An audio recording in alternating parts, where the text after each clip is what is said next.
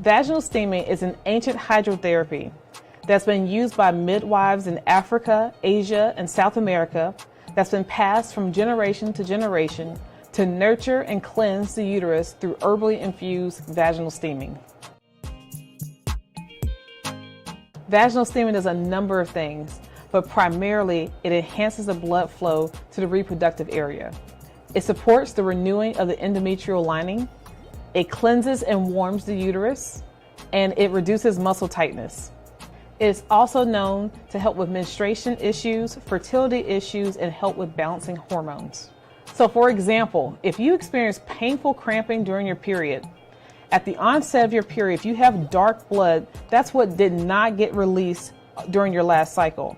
If you have dark blood at the end of your period, that's from months or even years of accumulation on the uterine membrane.